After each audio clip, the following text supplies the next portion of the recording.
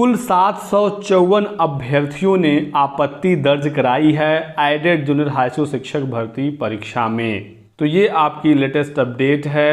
उत्तर प्रदेश के सहायता प्राप्त जूनियर हाई स्कूलों में 1504 सहायक अध्यापक और 390 प्रधानाध्यापकों की भर्ती हो रही है और इसमें कुल 754 आपत्तियां मिली हैं। तो कुल जो छात्रों ने आपत्ति की है वो 754 है और कुल अगर प्रश्नों की संख्या की बात करें तो 100 ऐसे प्रश्न हैं जिन पर आपत्तियां हुई हैं। खबर आप देख सकते हैं 22 अक्टूबर की शाम को उत्तरमाला जारी की गई थी और 26 अक्टूबर तक आपत्तियां मांगी गई थी छात्रों से। तो कुल 750 के लगभग छात्रों ने 100 अलग अलग प्रश्नों पर आपत्ति की हैं।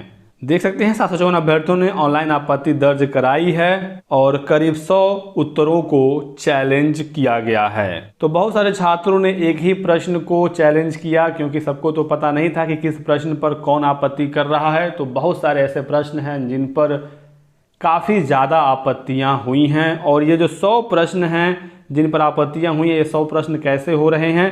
तो 50 सवाल आपके जो कॉमन थे सहायक अध्यापक वाले पेपर में, तो 50 सवाल तो ये सब ने हल किया ही किया है और इसके अलावा आपके पेपर में 5 अलग अलग खंड थे।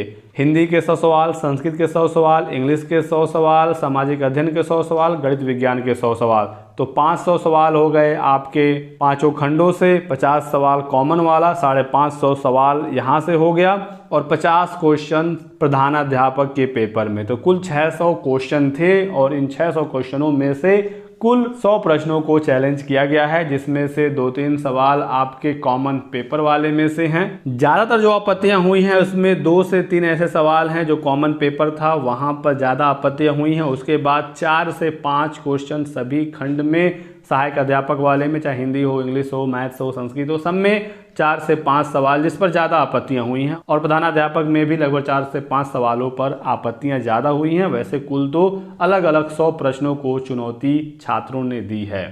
सभी आपत्तियों को निस्तारित करने के बाद 10 नवंबर को आपकी संशोधित उत्तर कुंजी वेबसाइट पर डाल दी जाएगी और अगर इसमें कुछ डिले हुआ तो 11 नवंबर तक आपकी उत्तर कुंजी वेबसाइट पर आ जाएगी। 12 नवंबर को रिजल्ट घोषित करने की तिथि डिसाइड की गई है। तो बहुत सारे छात्र पूछ रहे हैं कि क्या इसके रिजल्ट में डिले होगा, तो ऐसा कुछ नहीं होने वाला है। कुछ तकनीकी समस्या हुई तो 1 से 2 दिन का डिले हो जाएगा और पीएनपी लगभग अपने सभी काम 1-2 दिन डिले करके ही करता है। तो 14-15 नवंबर तक आपका रिजल्ट आपके सामने आ जाएगा, इसको लेकर बिल्कुल भी परेशान ना हो। कॉमन नंबर कितने मिल सकते हैं, तो मुझे लगता है कि 2 से 3, मैक्सिमम 3 कॉमन नंबर मिल सकते हैं और जिनके 2 नंबर से रुके हुए हैं रिजल्ट 90-97 पर, तो 2 नंबर वाले अपना उम्मीद बांध कर रखें क्योंकि पीएनपी का रिकॉर्ड रहा है बहुत ज़्यादा, कभी भी इन्होंने कॉमन नहीं किया है। 69,000 में बहुत सारे सवालों को चैलेंज किया गया था, 3 क्वेश्चन कॉमन किए गए थे।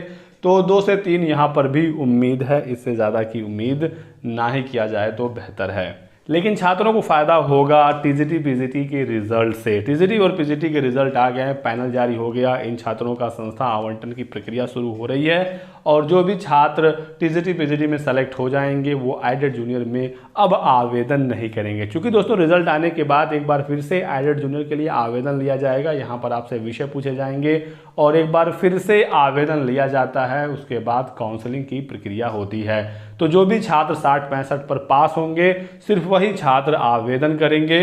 और मेरा एक रिक्वेस्ट भी है, जो छात्र टीजीटी पीजीटी में सेलेक्ट हो गए हैं या तो टीजीटी में या तो पीजीटी में, वो एडेड जूनियर के लिए अब आवेदन ना करें। और ऐसे बहुत सारे छात्र हैं टीजीटी में जो सेलेक्ट हुए हैं, उनका एडेड जूनियर में काफ़ी बेहतर स्कोर था। हिंदी में और संस्कृत जैसे विषयों में 80, 85, 90 तक के सब उन्होंने सही कर दिए हैं जो आज टीजीटी में सेलेक्ट हो गए हैं।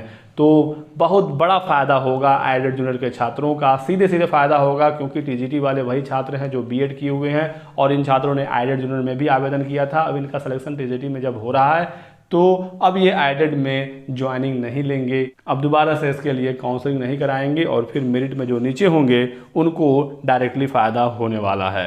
तो ये संयोग ही था कि टीजीटी पीजीटी का रिजल्ट एडेड जूनियर के पहले आ गया और इससे बहुत सारे छात्रों का फायदा होगा, स्पेशली डीएलएड वाले छात्रों का, क्योंकि डीएलएड वाले टीजीटी में होते नहीं हैं, उनको सिर्फ एडेड में ही उम्मीद है।